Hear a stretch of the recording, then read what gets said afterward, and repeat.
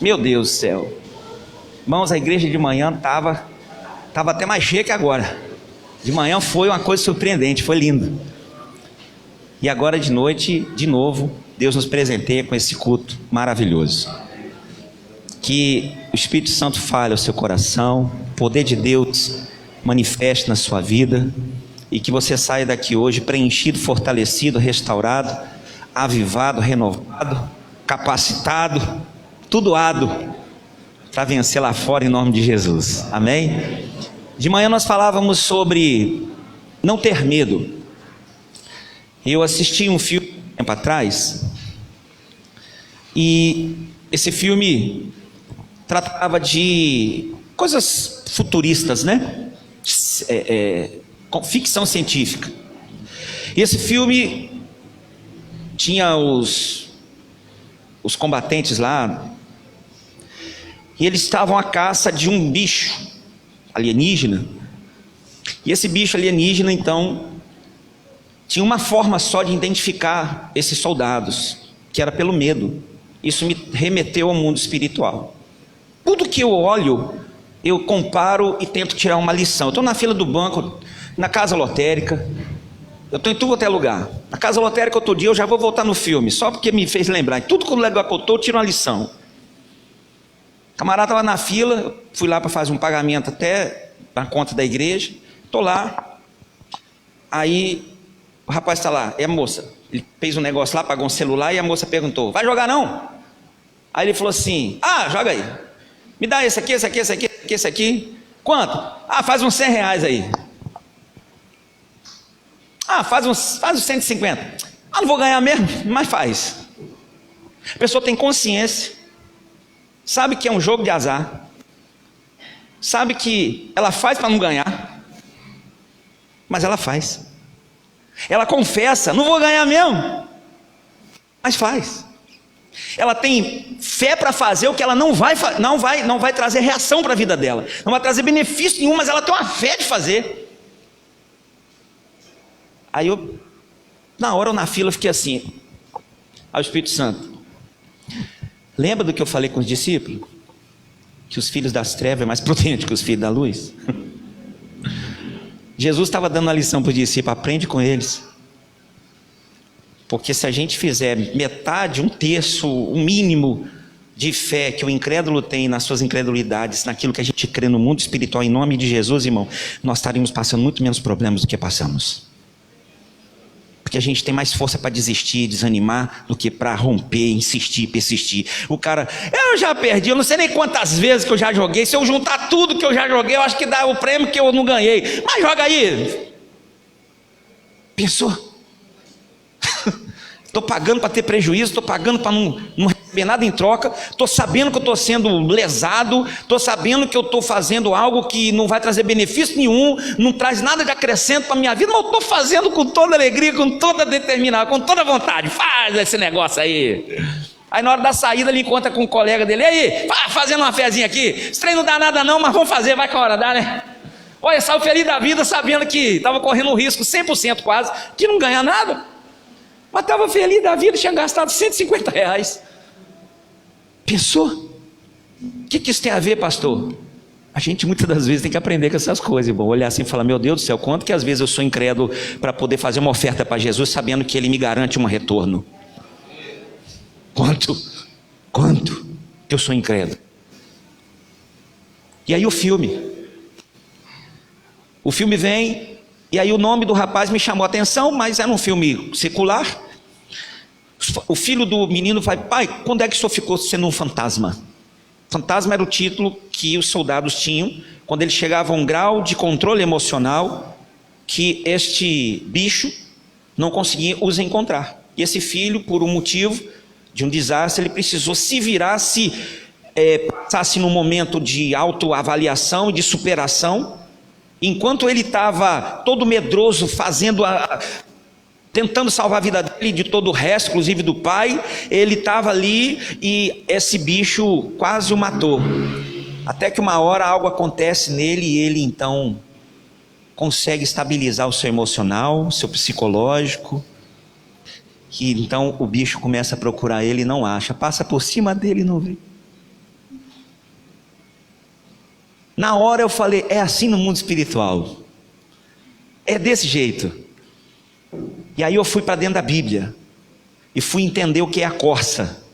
A corça é um animalzinho que o próprio salmista se compara, assim como a corça suspira pelas águas, pelas correntes, eu quero suspirar pela tua presença, porque os predadores da corça, a corça é muito rápida, mas os predadores da corça descobrem onde a corça está, sabe por causa de quê? Alguém sabe? E o cheiro dela, você sabe por que exala? Olha como é que o filme fala uma lição espiritual, por causa do cheiro. Aí eu falei, então Satanás maldito, ele tenta colocar medo na gente, pavor, trazer instabilidade emocional, psicológica, para a gente exalar e atrair o predador que é ele. E ele vai identificar onde a gente está pelo medo, vai identificar onde a gente está pelos nossos pavores, pelas nossas instabilidades, pelas nossas circunstâncias, porque a hora que você estabiliza o emocional, psicológico, espiritual, coloca centrado, ele vai te procurar e não vai te achar, sabe por quê? Porque ele não vai te ver, ele vai ver o que ele viu em Gadara, o Filho do Deus Altíssimo. E olha o Filho do Deus Altíssimo, ele diz, que tenho eu contigo? Eu não tenho nada com essa cara, não tenho nada com esse homem, Filho do Deus Altíssimo. Mas se a gente se perde, então ele vai encontrar, quem? O Walter caído, o Walter rendido, o João perdido, a Mariazinha. E aí ele fala assim, presa. Uau! Aí a pessoa, por isso que a Bíblia diz que nós devemos ser assim, ansiar, como Davi, como salmista, pelas correntes das águas do trono de Deus, que nos lavam, porque a corça, quando ela tem medo e o predador está vindo, ela corre nas águas, faz assim, ó, tchum, e levanta. Aquele mergulho nas águas faz o seu cheiro desaparecer e confundir. Aí a Bíblia fala o quê? Para nós lavarmos as nossas vestes e mergulhar na água do Espírito. No contexto do entendimento, nos traz esse ensinamento. Quando o próprio Deus pega o Ezequiel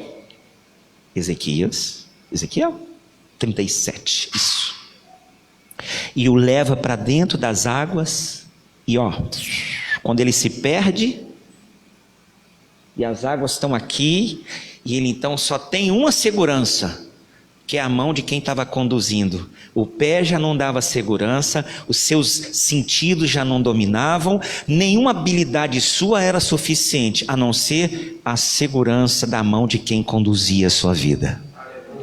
Acabou, meu irmão, porque ele estava totalmente imergido, submerso, e então ali o predador não pode tocar. E a Bíblia é clara que quando ele é trazido de volta para a margem, ele vê a margem de forma diferente. Ele entra sem perceber a margem, ou sem ver o que a margem tinha, e a margem para ele era apenas um monte de nada, mas quando ele volta ele vê uma margem arborizada, totalmente restaurada e perfeita. Por quê? Porque quando a gente passa a depender da mão de quem nos conduz, nós começamos a mudar a nossa instabilidade, e então o inimigo não vai poder te achar mais, porque para te achar, ele vai ter que entrar num esconderijo que para ele não consegue, que é o esconderijo do Altíssimo. Porque conheceu meu nome, Salmo 91, verso 18, se não me engano, colocarei no alto e sublime lugar. Esse lugar alto que só Deus pode colocar e acessar, ninguém mais pode. Mas para isso eu preciso estar dependente da sua condução e da sua mão, coisa que Satanás tenta fazer comigo e com você, não conseguir depender, ter as instabilidades, não conseguir se lançar, se conduzir, porque ele sabe, se assim a gente faz, ele perde a gente, porque nós não vamos ter mais medo, porque Deus não nos deu o espírito do medo, mas sim de ousadia e intrepidez em nome de Jesus. Amém, meu irmão? Então levanta a sua cabeça nessa noite e entenda uma coisa: o Senhor, Ele nos chamou para vivermos o melhor que Ele tem para nós. De manhã nós falamos sobre Isaías 43, se não me engano. Abre lá, por favor.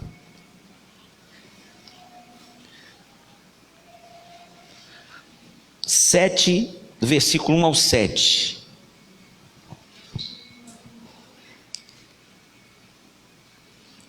Vai aparecer ali também, você pode acompanhar.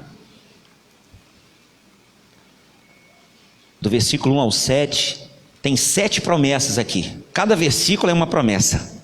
Olha que bênção. Eu quero que você assuma todas elas na sua vida hoje.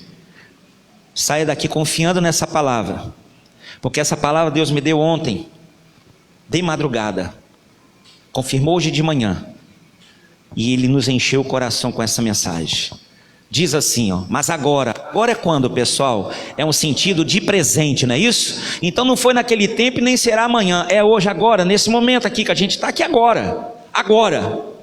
Assim diz o Senhor, não é o pastor, não é ninguém, não é uma conjectura, é a palavra de Deus que está vindo confirmar no meu e no seu coração. Deus está dizendo que foi Ele que nos criou, e que mais, ó Jacó, e que te formou, ó Israel. Houve transformação, Ele te criou de uma forma, houve mudança, mas Ele está ali transformando a cada dia. Diz mais, não temas. Por quê? Porque eu te remi, chamei-te pelo teu nome, tu és meu. Por que eu não devo ter medo, irmão? Insegurança nas adversidades da vida, e muito menos ficar temeroso diante do desconhecido do amanhã.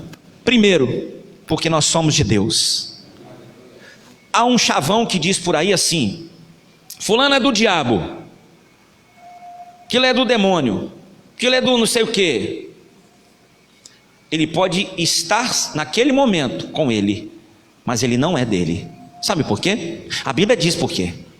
A Bíblia diz que o diabo não tem nada. Ele toma posse de algo que não é dele, como ladrão. O carro que um ladrão rouba é do ladrão? Está com o ladrão, mas não é do ladrão.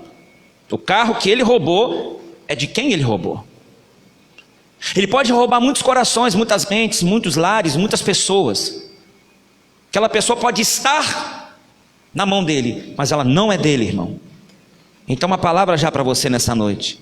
Não importa como esteja alguém da sua família, ou alguma coisa na sua vida, não importa em que estado esteja, em que mão esteja, é de Deus, irmão.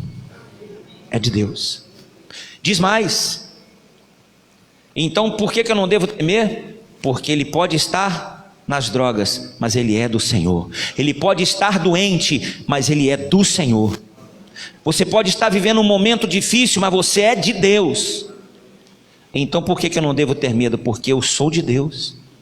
Começa então, primeira promessa. Segunda, no verso 2: quando passares pelas águas estarei contigo, e quando pelos rios eles não te submergirão. Quando passares pelo fogo não te queimarás, nem arderá em ti. Isso quer dizer para nós, primeiro, que eu sou do Senhor, depois Ele estará comigo, aonde eu estiver.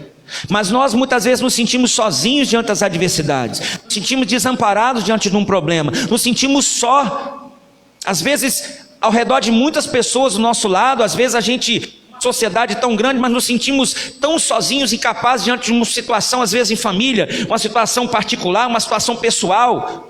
A gente se sente só, não só de pessoas, mas só de condições de ajuda. Fala, meu Deus. E às vezes até a gente encontra alguém que fala assim: puxa, se eu pudesse te ajudar, cara, não sei o que fazer, mas se eu pudesse fazer alguma coisa. Você encontra pessoas com vontade até de querer fazer, mas também são limitadas como nós e não tem condição. Mas nós temos uma promessa de Deus aqui. Primeiro, independente da circunstância, você é dele. Você não é da tristeza, meu irmão. Você não é da dor, você não é da decepção, você não é da queda, você não é do mal, você não é de ninguém a não ser de Deus.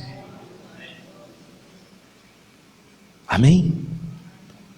E você não está sozinho. Ele diz: eu estou contigo, o teu Salvador. Ele é o estou contigo. O que mais? Verso 3: porque eu sou o seu Deus, o Santo de Israel, o teu Salvador. Então aqui nós aprendemos: primeiro, somos dele; segundo, não estamos sozinhos; e terceiro, ele está ao nosso lado para nos livrar, nos ajudar, salvar. Quando falamos Salvador, a gente só remete lá para a cruz e salvação da glória. Não, mas Deus pode te salvar agora. Ele está com você, você é dele. Ele pode te salvar agora de uma cilada, de um acidente. Ele pode te salvar agora de uma injustiça, de uma má notícia. Ele pode te salvar agora de uma decepção, de uma traição. Ele pode te salvar, qualquer coisa.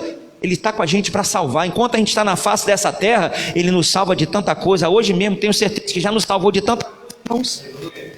A gente não percebe, a gente não sabe, mas a gente não tem essa sensibilidade, porque nós somos espirituais, mas não somos celestiais. Mas a gente não entende quantos livramentos tivemos no dia de hoje, na madrugada que estávamos dormindo. Por quê?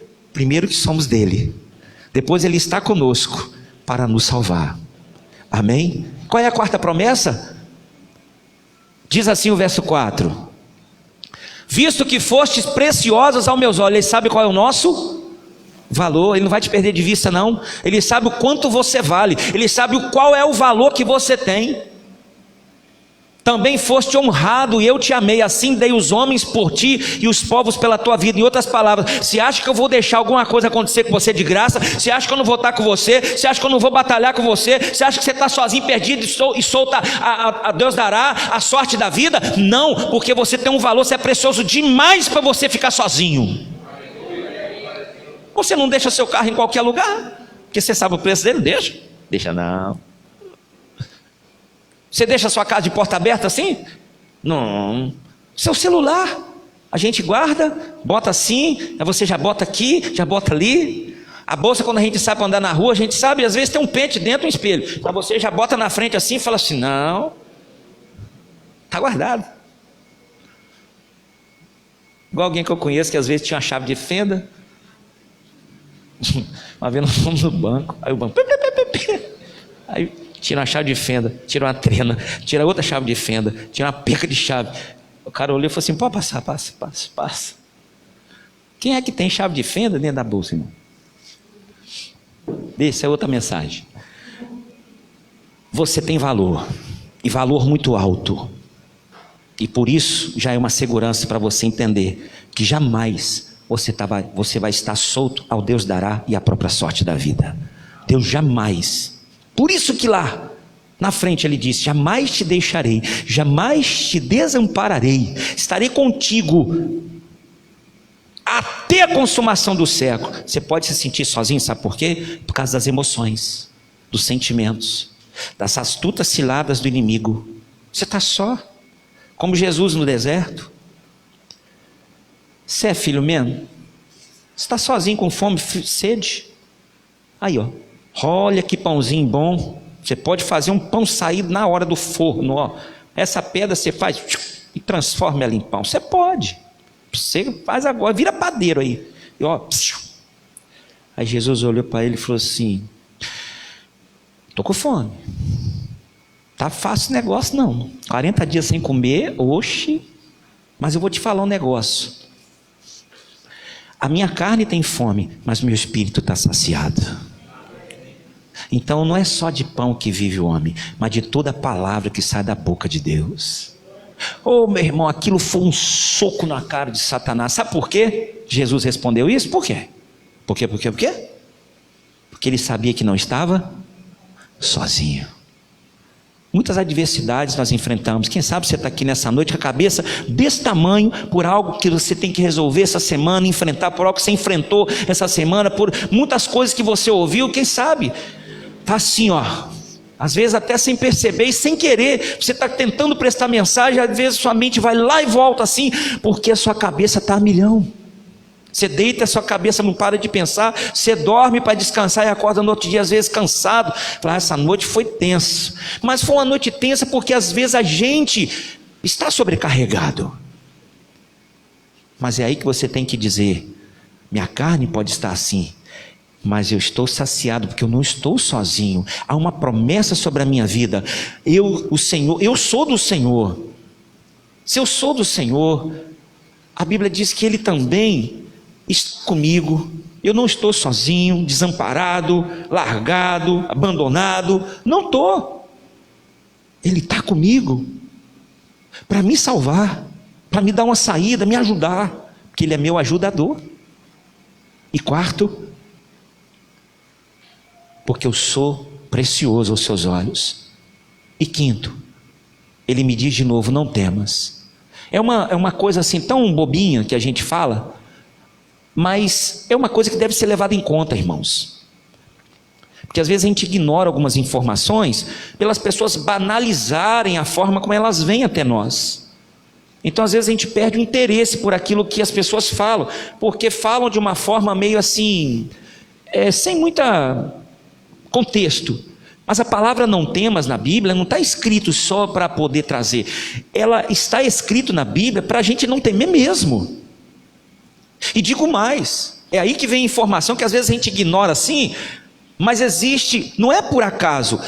Muitos aqui já sabem até o que eu vou falar. A palavra não temas na Bíblia tem quantas vezes escrita, você sabe? 365 vezes. O senhor contou, pastor?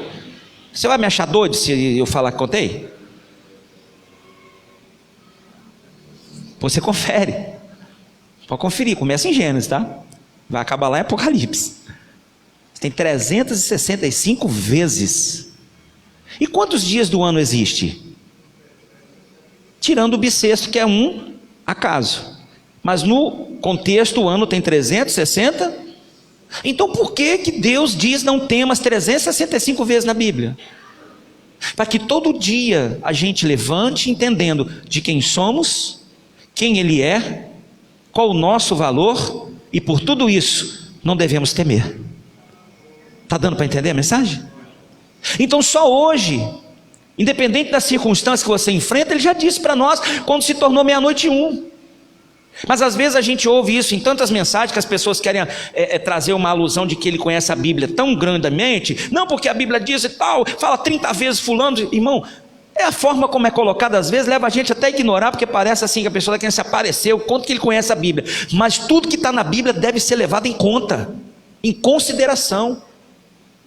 Se tem escrito, é porque tem um propósito.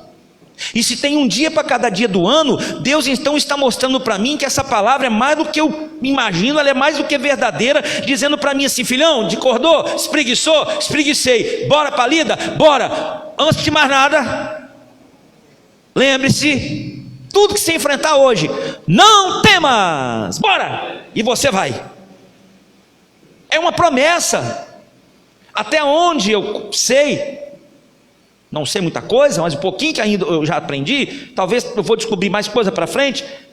Acredito até onde eu conheço, que é a única palavra escrita 365 vezes. Tem outras que tem escrito muito mais vezes, outras muito menos, mas exatos 365, acredito ser a única palavra até aqui, dentro do conhecimento que eu tenho sobre a palavra de Deus, até aqui é a única que tem. Talvez eu descubra outra amanhã, mas até hoje eu só sei dessa. Isso não é por acaso, isso não é do nada, é do nada. É porque todo dia Deus está dizendo para a gente, já que Ele está com a gente é dele. Ele vem para nos salvar, conhece nosso valor, a gente não é pouca coisa. Então de manhã, quando a gente levanta, Ele está dizendo: bora enfrentar mais um dia, mas sem temer, tá? Porque eu estou com você. Tá fácil não, é difícil, vai ter barreiras, aflições, mas não, porque eu estou, você não está. Amém? E vem então a sexta: direi ao norte, dá, e ao sul, não retenhas. Trazer meus filhos de longe e as minhas filhas à extremidade da terra. Parece que não está dizendo nada aqui. Sabe o que Deus está ensinando para nós aqui, irmão? Rapidamente assim, não tem nada maior que eu, viu? Tem nada maior que eu. Quando eu disser para uma extremidade, me dá, ela tem que dar, e disser para outra extremidade, me dá também. Liga de um ponto a outro, nada pode reter a minha palavra. Quando eu libero, tem que obedecer. De uma extremidade a outra, de uma ponta a outra, não tem nada maior do que a minha palavra. Eu mando, eu ordeno, o meu poder é de uma extremidade sul, não é isso que está escrito? A outra, norte. Então entenda, independente do que você está enfrentando, passe, sei lá, nada do que estamos vivendo é maior e mais resistente à palavra de Deus. Pastor, tem um problema que está difícil, há anos eu estou enfrentando com isso. Fica tranquilo, porque é questão de tempo, porque mais cedo ou mais tarde, a palavra ordenada terá que ser obedecida. Amém, queridos? Toma isso no seu coração. A palavra de Deus, ela vai ser, ela tem que ser, ela será obedecida, porque Deus é fiel. E o sétimo diz assim: a todos os que são chamados pelo meu nome, e os que criei para a minha glória, os formei e também os fiz. Então Deus fez a gente, nos formou para a sua glória. Deus não nos formou para vergonha, Deus não nos formou para a tristeza, Ele não nos formou para a humilhação, Ele não nos formou, nos criou, nos fez para a depressão, opressão, para qualquer outro tipo de situação. Ele nos fez para a sua glória. Mas o diabo vem para quê? Matar, roubar e destruir. Então lá vai algumas pequenas coisas para complementar essa palavra. O que, pastor? Nós sabemos da tentação, não vou falar da tentação, mas eu vou falar uma das coisas que Jesus fez. Diante da situação que ele enfrentou, ele sabia destas palavras. Por quê? Porque Isaías era o profeta messiânico. E quem era Messias? Jesus. E Jesus agora estava cumprindo a profecia dada de Deus para Isaías. E um filho nos nasceu, um menino se nos deu, e o principado está sobre os seus ombros, e o seu nome será Maravilhoso, Conselheiro, Deus Forte, Pai da Eternidade e Príncipe da Paz. Da glória de Deus. Então Jesus estava vivenciando o propósito de Deus como homem, não como Deus. Eu já falei isso aqui em outra pregação. No Getsemane perguntam quem ele era, ele diz eu, e os joelhos se dobram, ninguém fica de pé. Vai lá, a orelha do homem é cortada, o do Malco, ele vai lá, cura e fala para Pedro: Pedro, para que você fez isso? Não podia eu mandar 12 legiões de antes, pedir para meu pai agora? Fala: pai, daí, ele toma. E ele está confirmado isso lá no Lázaro, quando ele fala assim: pai, eu sei que o senhor sempre me ouve, né? Então assim, não tem um pedido que o senhor não me dê, né? Então assim, eu sei que o senhor sempre me ouve, eu podia ter pedido, mas eu não pedi, porque eu não vim vencer como celeste, eu vim vencer como homem, no Espírito. Lá na frente, na cruz a mesma coisa, a gente já falou, em vários momentos, e o outro momento foi no pináculo. Ele poderia transformar a pedra em pão, poderia pular e sair voando, poderia fazer o que quisesse, ele era Jesus, tinha todo o poder, mas ele decidiu não, porque ele mostrou para mim e para você, que como homem, em nome dele, crendo em Deus, nós podemos muito mais do que a gente acha que pode. Somos muito mais fortes do que achamos que somos, somos muito mais resistentes do que a gente acha que é só a gente confiar. E então ele cria. Se Isaías falou isso, Jesus já sabia disso muito mais, porque quando Deus contava para Isaías, Jesus estava do lado, lá em cima. Isaías, se eu te falar, é assim, assim, assim. Aí Isaías profetizava, Jesus estava ali ouvindo e vendo desde o início. Então Jesus vem em terra e sabe de tudo isso aí. Eu não estou sozinho, Deus está comigo, meu Pai, não estou desamparado, sou valioso, não sou qualquer coisa, não sou qualquer um, eu sou de Deus, Deus é meu, estou aqui caminhando na fé, debaixo de um propósito. Então é o seguinte, pode falar o que você quiser, Satanás, porque eu sei, como Paulo disse, em quem eu tenho crido. Eita glória! Sem dúvida, irmão. Por isso que Satanás não pôde confundir Jesus, porque nele não havia nenhum outro espírito a não ser de ousadia e intrepidez. Glória a Deus.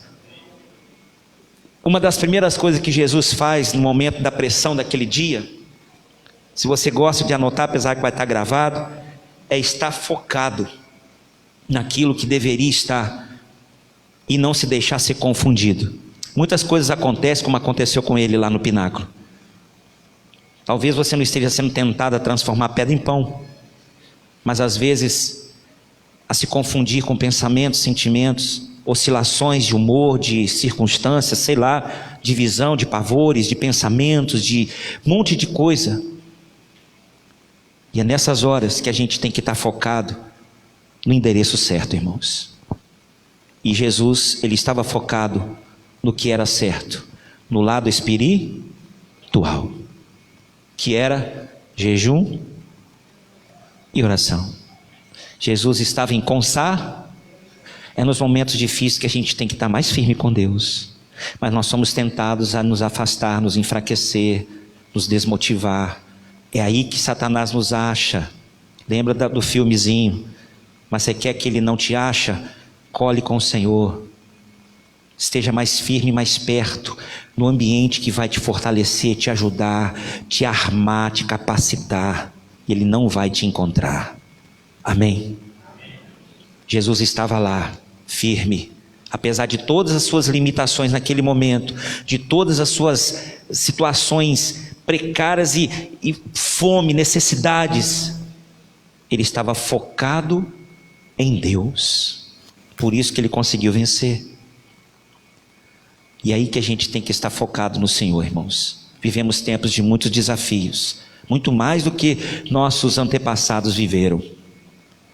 E nós temos que estar mais do que nunca hoje focado no endereço certo, focado em oração, focado em congregacionalidade, focado na leitura da Bíblia, focado em conversas que edificam, focado em coisas que vão agregar Deus na nossa vida e não tirá-lo de nós. Amém, pessoal? Focado, irmãos, focado nisso, porque é isso que vai nos fazer resistir às coisas que vêm diante dos desertos que a gente passa, porque não é impossível não passar, impossível. E aqui eu encerro. O próprio Deus com Moisés disse isso lá quando a haste foi levantada e a serpente foi colocada. Impossível tirar vocês do deserto, impossível evitar picada, impossível evitar envenenamento. Isso eu já preguei outra vez. Mas é possível ter o antídoto, é possível ter cura, é possível você passar por aí e superar e chegar do outro lado. Como? Olhando para a cruz. Palma para Jesus.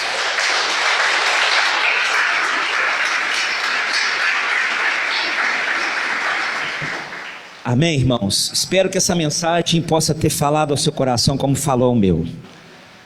A única coisa que a gente sai daqui hoje, em resumo, é: esteja focado na cruz e não deixe nada tirar a sua atenção, porque assim, quando nós focamos na cruz como Pedro, a gente caminha no sobrenatural e prova daquilo que muitas das vezes seria impossível provar. Ele andou sobre as águas. Mas porque ele teve medo, ele tirou os olhos. Foco em nome de Jesus. Amém, pessoal? Vamos falar com ele agora? Fique de pé, por favor. Coloque a mão no seu coração. Não deixe nada tirar os seus olhos do Senhor. Nada tirar o seu foco do Pai. Pelo contrário, nessa noite, se necessário até mesmo for, se preciso for, não estou dizendo que seja, faça até um concerto, uma renovação de votos, um momento particular com o Senhor. Senhor, eu como Marta tenho boas intenções, mas estou meio com o foco confuso, como Maria. Em vez de às vezes deixar algumas coisas para poder me colocar aos seus pés, eu fico tentando ouvir o Senhor e tantas outras coisas também, mas às vezes eu perco a melhor parte. Mas nessa noite, que o Espírito de Deus cubra vocês. Falamos com Deus. Querido Pai, em nome de Jesus, nós vamos nessa hora agora orar e declarar vitórias, e que através dessa palavra de agora, através desse momento de fé, comunhão e esperança, possamos nos fortalecer na força do seu poder. Nós pedimos, meu Pai, nessa noite, o renovo, a força do Senhor em nossas vidas, meu Pai. Nós pedimos, meu Deus, que o Senhor venha, Senhor, derramar, Senhor, o Espírito, Senhor, de alegria. Sim, meu Deus. Nós unimos, Senhor, nossa fé com esse irmão, com essa irmã. Nós unimos, Senhor, com essa pessoa que está clamando por Ti, meu Pai. E nós cremos na restauração do Senhor nesta noite, meu Pai. Restaura, Senhor, esse que está caído. Restaura esse que está pedindo, meu Deus, pelo renovo. Aquele que está pedindo, meu Pai, pelo agir do Senhor, meu Pai, neste lar, nessa família, meu Deus, nesse filho, meu Pai. E nós cremos que o Senhor está, Senhor, renovando, o Senhor está restaurando, o Senhor está levantando, meu Pai, esse que está caído. E assim, meu Deus, nós cremos que o mover sobrenatural do Senhor na vida de cada um, meu Pai, está sendo, meu Pai, derramado nesta noite. E assim nós pedimos, meu Deus, derrama sobre nós, meu Deus, a Tua bênção, em nome de Jesus, meu Pai. Soberano Deus, diante de toda a palavra que o Senhor nos trouxe nesta noite, ó Pai, esta palavra nos diz que os Teus filhos não temas. Por isso, Pai, jamais queremos temer o que vier pela frente, porque o Senhor é o refúgio, fortaleza e o socorro bem presente na hora da nossa angústia. Nós nos fortalecemos, Senhor, no Teu poder, e que esta palavra todos os dias venha sobre nós, poder, senhorio do Senhor, alegria nos nossos corações, fortalecimento espiritual. Que as nossas famílias, Pai, ao qual ainda existe alguns ainda, Pai, em dúvida, que não fique em dúvida, não tenha medo, não temas, porque eu estou contigo, eu te tomo pela mão direita e te ajudo. Eu estou contigo em todas as adversidades, que é para te levantar e não para te abaixar. E possa sentir, Senhor, fortalecido. O teu povo, Senhor, nesta noite recebeu esta palavra, nos alimentou. Por isso saímos daqui, Senhor, saciado.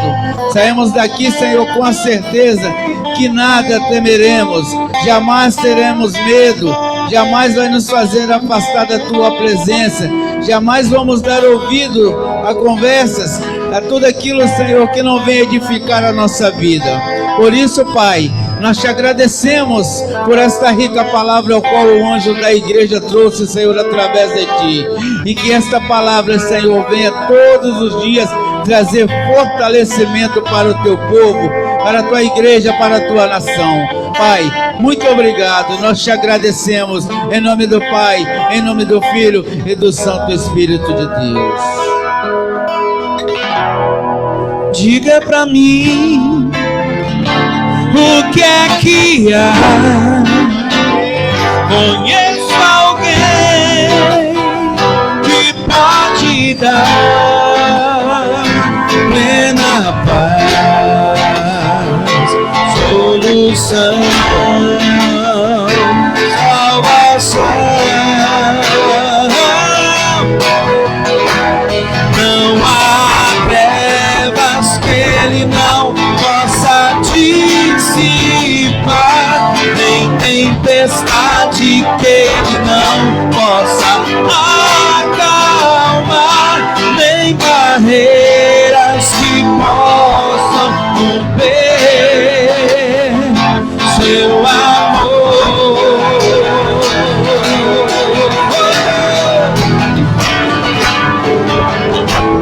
Que possa outra vez, jamais. Ele é tudo, Ele é.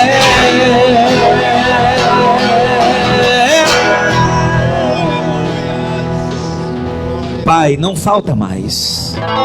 O que faltava, não falta. Porque um dia faltava em nós a Tua palavra e a Tua presença. Mas o Senhor veio para todo aquele que nele crê, e nós somos daqueles que creem. Muitos confiam em carros, em cavalos, mas nós somos daqueles que fazem menção do nome do Senhor.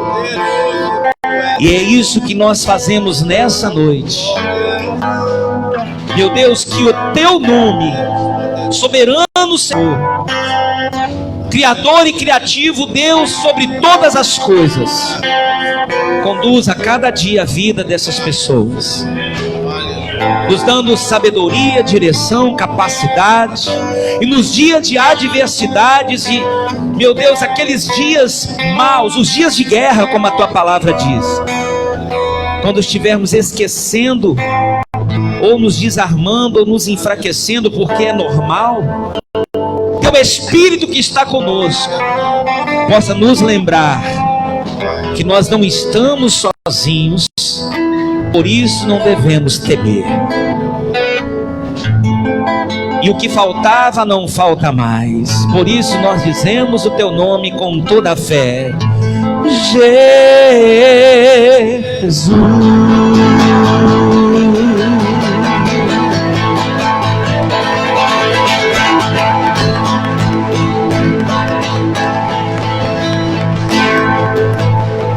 Oh, glória! Amém. Sente-se, por favor, irmãos. Estamos aí alguns minutos de encerrar o nosso culto. Deus abençoe, louvor.